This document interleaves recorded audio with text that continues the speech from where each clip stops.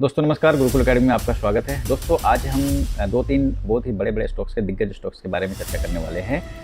और actually retailer का problem क्या है ना, रिटेलर क्या करते हैं, बहुत ज़्यादा मात्रा में खरीद लेते हैं। कोई भी चीज़ खरीदते हैं बहुत ज़्यादा खरीदते हैं, अपनी क्षमता से ज़्यादा खरीदते हैं। और यही जो है बड़े इन्वेस्टर के लिए उनके लिए वरदान साबित होता है। आपका पैसा वो कहीं ना कहीं अपने पास लेते रहते हैं, मतलब आपको लॉस कराते रहते हैं, क्योंकि किसी भी स्टॉक्स को इतना गिराएगा कि आप बर्दाश्त नहीं कर पाते हैं। स्टॉक्स ऊपर से नीचे गिरते रहता है और आपको बहुत बड़ा लॉस होते रहता है। लास्ट में अगर आपने कहीं लोन वगैरह से लेकर पैसा स्टॉक्स में इन्वेस्ट किया है तो फिर आपको बेचना पड़ता है, क्योंकि आपको उसको ईएमआई देना पड़ता है।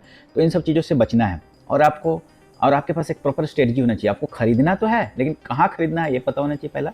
दूसरा क्या होना चाहिए, आपको बेचना कहाँ ये भी पता होना चाहिए। तो आइए एक दो तीन हम लोग दिग्गज स्टॉक्स के बारे में चर्चा कर रहे हैं। तो सबसे पहला जो नाम आता है वो है रिलायंस इंडस्ट्री का है। तो हम पहले रिलायंस इंडस्ट्री को एक बार देख लेते हैं कि रिलायंस इंडस्ट्री अभी ये देखिए, ये रिलायंस इंडस्ट्री के स्टॉक्स का चार्ट है। जो नॉर्मल कैंडल में हम लोग चार्ट देखते हैं ऐसा दिखता है, ठीक है, रिलायंस इंडस्ट्री का। अभी क्या करते हैं, इसको हम लोग हाई ऐसी कैंडल में एक बार कन्वर्ट करते हैं। और ये मैंने किया तो यहाँ पर जैसे आप देख रहे हैं शार्प सेलिंग का यहाँ पे आपको मूवमेंट दिख रहा है और यहाँ पे शार्प बाइंग का मूवमेंट दिख रहा है। लेकिन अगर कभी हो सकता है आप 1300-1400 के लिए, कितना है ये, 1500-1600 के लेवल पे खरीद के बैठे हुए हैं और अभी आपको लॉस हो रहा होगा। तो इसको कैसे हम लोग देखते हैं, किस तरीके से देखते हैं, हमारे लोग के पास एक स्ट्रेटजी है। उस स्ट्रेटजी के माध्यम से पता चल जाता है कि ये कब गिरेगा, कहाँ गिरेगा, कैसे क्या होगा, ठीक है। तो देखिए इसको हम लोग क्योंकि आपको खरीदने से ज़्यादा जरूरी है बेचना। टाइम पे नहीं बेचेंगे तो आपको सालों साल आप स्टॉक्स में फंसे रहेंगे, आपके पैसे का टर्नओवर नहीं होगा और आपको ज़्यादा से ज़्यादा प्रॉफिट नहीं होगा, ठीक है। और मैक्सिमम रिटेलर लोगों का यही प्रॉब्लम है। तो देखिए इसको हमने क्या किया, स्टॉक्स में अगर आप गए तो यहाँ पे हमने एक स्ट्रेटजी लगाया है। हमारा रिबन स्ट्रेटजी है, जो रिबन बताता है अगर रिबन के ऊपर चल रहा है तो हमेशा ऊपर की तरफ रहेगा और नीचे चल रहा है तो नीचे आ जाएगा, ठीक है। एक हो गया। इसके बाद हम लोग 6 फिल्टर का यूज़ करते हैं। 6 फिल्टर हमारा ओके बोलता है तब हम लोग किसी स्टॉक्स को बाई करते हैं। तो वहाँ पे क्या होता है, अब एक आदमी बिना फिल्टर का यूज़ कर रहा है, बिना फिल्टर का मतलब बिना उसको चेकलिस्ट बोल लिए, 6 चेकलिस्ट हम लोग यूज़ किए या फिल्टर यूज़ किए। अगर वो 6 का 6 फिल्टर या चेकलिस्ट हमें बोला कि बाई की तरफ इशारा करता है तो बाई करता है, फिर भी स्टॉप लॉस रखना है। सबसे बड़ा दिक्कत है रिटेलर के पास, एक और दिक्कत है, वो लोग स्टॉप लॉस ही नहीं रखते, ठीक है। जाने तो जितना जा रहा है, और एक स्टॉक 50% नीचे अभी उसका ट्रेड कर रहा है तो भाई उसको चलने में तो 100% लगेगा, कब चलेगा पता नहीं, ठीक है। तो देखिए यहाँ पे जैसे हमने देखा, अब इसको अगर हम लोग बाई सेल का सिग्नल को एक्टिवेट करते हैं तो आप क्लियर देख पा रहे हैं कि इसने 1574 में सेल का सिग्नल दे दिया था, ठीक है। तो ये एक बहुत ही बेहतरीन स्ट्रेटजी है जो आपको बता देता है कि सेल का अरे जब आपको बाई का सिग्नल आएगा फिर से खरीद लेना है। ऐसा क्या है, बाई का सिग्नल आया बाई करो, सेल का सिग्नल आया सेल करो, ठीक है। और फिल्टर लगा के हम लोग यूज़ करते हैं। तो ये रिलायंस इंडस्ट्री के बारे में मैंने आपको दिखला दिया। सेम चीज़ एक और दिग्गज कंपनी है एचडीएफसी बैंक, उसको भी देखते हैं। बहुत सारे लोग एचडीएफसी बैंक में भी फंसे हुए हैं, आइए देखते हैं। तो एचडीएफसी बैंक का भी क्या सिचुएशन है एक बार देख लेते हैं।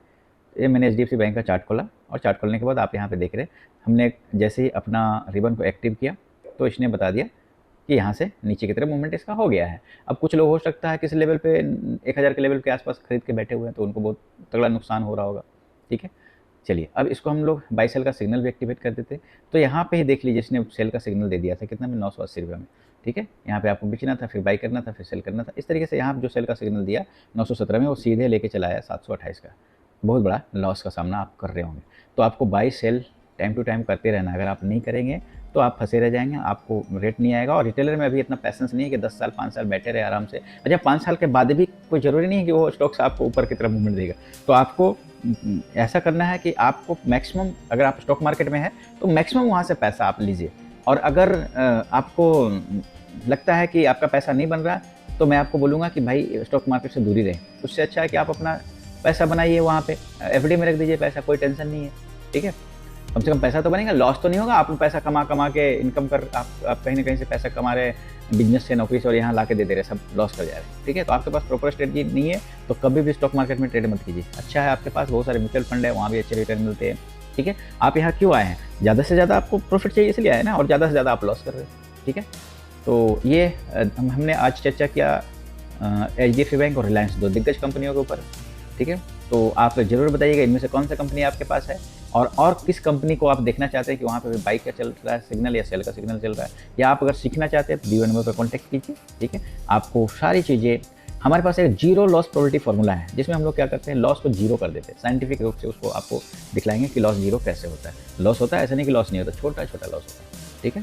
तो अगर आपको जीरो लॉस प्रोबेबिलिटी फार्मूला चाहिए या फिर ये स्टडी चाहिए तो आप जरूर हमारे दिए नंबर पर कॉल करें। Thank you so much.